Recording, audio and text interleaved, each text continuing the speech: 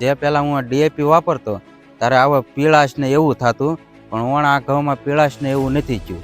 આ ખાતર નાખ્યા પછીનું હું તમને કહું કે આમાં બધે મેં નાખેલું છે.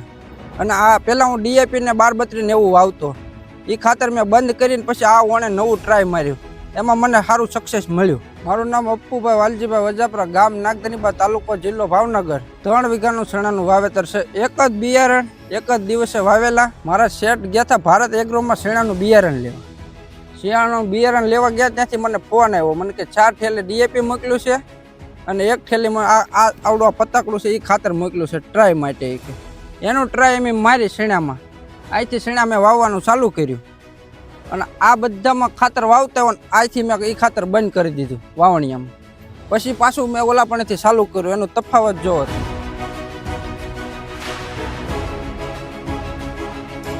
તો જો આ શેણાનો ઉગાવ તમે છોડ જોવો અને આ 4 ક્યારાનો જોવો, આ ખાતર નાખ્યા પછી.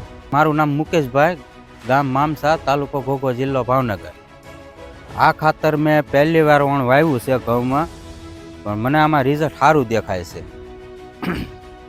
દર વર્ષે હું ખાતર બીજા વાવતો ડીએપીની, પણ એમાં મને બહુ રિઝલ્ટ ન આવતું. પણ આ ખાતર જે મેં વાવ્યું છે એમાં મને રિઝલ્ટ સારું દેખાડું છે. અને એકલું કોઈ ભેળસેળ કર્યા વિનાનું આ ખાતર વાવેલું છે, એકલું આ ખાતર વાવેલું છે.